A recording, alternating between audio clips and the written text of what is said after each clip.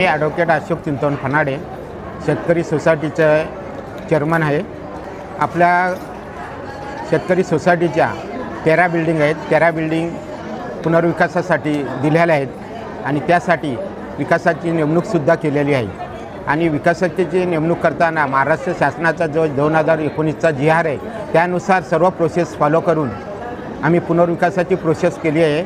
विकासकांनी सुद्धा जी शासनाची जमीन असल्यामुळे नजराना शेअर भरून सर्व परवानगी आणून नजराना शेअर भरला आहे।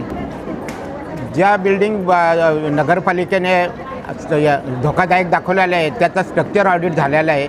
विकासकाचा त्यामध्ये संबंधच नाही। 2023ला आम्हाला नगरपालिकेचं कल्याण महानगरपालिकेचं पत्र आलं होतं आणि त्यामध्ये त्यांनी म्हटलं होतं की बिल्डिंगांना 30-35 वर्ष झालेली आहेत, त्याचा स्ट्रक्चर ऑडिट करावं। त्यानुसार आम्ही प्रथमतः 23 आणि 24 बिल्डिंगचं केलं होतं आणि नंतर सर्वच बिल्डिंगचं केलं। त्यामध्ये त्या बिल्डिंग धोकादायक आलेल्या आहेत। बिल्डिंग नंबर 17 ही धोकादायक नाही। ही बिल्डिंग तिला 12 वर्ष झालेले आहेत आणि त्या बिल्डिंगचा ॲक्च्युली पुनर्विकासामध्ये आम्ही घेतलेलंही नव्हतं, परंतु नंतर त्या लोकांनी सगळ्यांनी आग्रह केल्यामुळे तिथल्या सभासदांनी 100% लोकांनी केल्यामुळे ती बिल्डिंग आम्ही पुनर्विकासासाठी घेतली आणि विकासक ती घेण्यास तयार नव्हता तरीसुद्धा आम्ही घ्यायला लावलेली होती। हां नाही, परंतु आम्हाला जी नोटीस आलेली आहे त्याच्यावर तारीख चुकली ती हे बरोबर आहे, परंतु ती चुकी कोणाची आहे? तारखेचा आणि याचा संबंधच नाही। स्ट्रक्चर ऑडिटचा जो अहवाल आलेला आहे त्यानुसार त्यांनी त्या बिल्डिंगी धोकादायक ठरवलेलं आहे। 8 वर्षाची इमारत पण धोकादायक। 8 वर्षाची इमारत धोकादायक नाहीच आहे। आम्ही तिचं स्ट्रक्चर ऑडिट पण केलेला नाही आहे।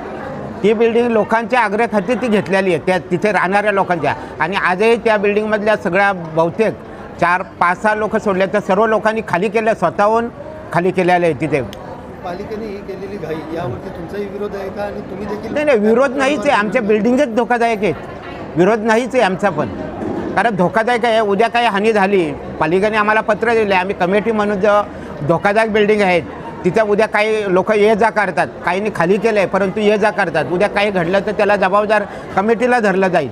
म्हणून आम्ही त्यांना सांगतो की इथे बाबा खाली करून त्या बिल्डिंग पाडण्यास सांगितल्या, त्या पाडाव्यात। असं जे लोक बाहेर सोडून गेले त्यांचासुद्धा आग्रह आहे की पाडाव्यात म्हणून। आणि लोक राहिलेले आहेत त्यांच्यातल्यासुद्धा बऱ्याचशा 7-8 लोकांनी तर भाडं घेतलेलं आहे त्यांनी, आणि स्वतःनी त्यांच्या काही लोकांनी तर बिल्डिंग नंबर 23मधल्या काही लोकांनी भाडं घेऊन त्यांनी ते रूम खाली म्हणजे सर्व दरवाजे विरोध काढून खाली केलेले आहे आणि ते लोक आज विरोध करत आहेत। नाही, हे खोटं आहे। आमचे लोक स्वतःहून येतात आणि सांगतात। आमचे लोक मुरबाड शहापूर जवळचे असल्यामुळे ते लोक स्वतः येतात आणि सांगतात का माझ्या रूमचे दरवाजे मला काढायचे, आणि बिल्डरचा त्याच्यामध्ये काहीही संबंध नाही। ते स्वतःच काढतात आणि घेऊन जातात। हे खोटं आहे असं काहीच नाही आहे, लक्षात घ्या।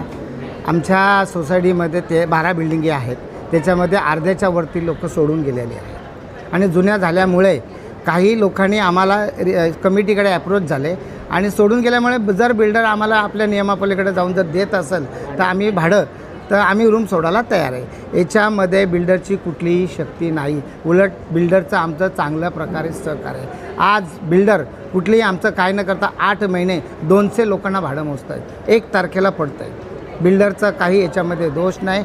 जे तुम्ही म्हणता का शक्ती अशी कोणाची नाही, हा चुकीचा आरोप आहे। तुमच्या सोसायटीमधील रहिवाशांचा आरोप आहे चुकीचा आहे, चुकीचा आरोप आहे हे मी सांगू शकतो।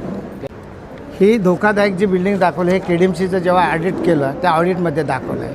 याच्यामध्ये थोडी KDMCच्या काही गोष्टी झाल्या असतील, पण आमच्या सोसायटीमध्ये 13 बिल्डिंग आहेत, 12 बिल्डिंग धोकादायक आणि 13वी बिल्डिंग ती बोलतात का धोकादायक आहे, पण ती धोकादायक नाही आहे। ती धोकादायक नाही आहे। ती बिल्डिंग, त्या बिल्डिंगलासुद्धा 12 वर्ष झालेली आहेत। ती आम्ही स्वतः तिथल्या 44 जे मेंबर आहेत त्या लोकांनी बिल्डरला रिक्वेस्ट केली का तुम्ही एवढंच ते 12 बिल्डिंग डेव्हलप करता तर ती 13वी आमची बिल्डिंग आहे ती पण तुम्ही ती घ्या। बिल्डर बोललं ही बिल्डिंग पहिले रिडेव्हलपमेंट झालेली आहे, नियमानुसार मला घेता येत नाही।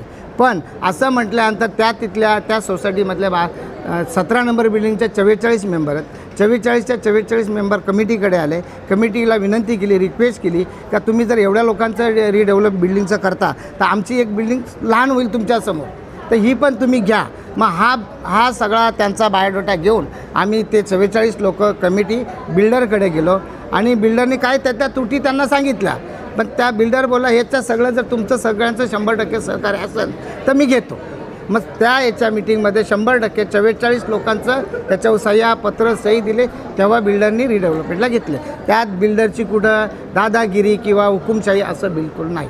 काही तुमच्यावर आरोप करण्याचं कारण काय? हे बघा, हातापायाची बोटं सारखी नसतात. आज 229 मेंबर आहेत. आज बहुमताने तो सगळं ठराव प्राईज झालेला आहेत. 1-2 लोकांचा थोडा स्वार्थ आहे. 1-2 लोकांचा लक्षात घ्या. सर्वांचं नाही. ते पण 30 लोक तिकडे आहेत. ते पण चांगले आहेत, आमचे नातेवाईक आहेत, जवळचे आहेत. त्यांचा दुसऱ्याचं पण 1-2 लोकांमुळे त्या लोकांना त्यांनी एक स्वतःच्या स्वार्थासाठी धरून ठेवलेलं आहे. दुसरं काही नाही.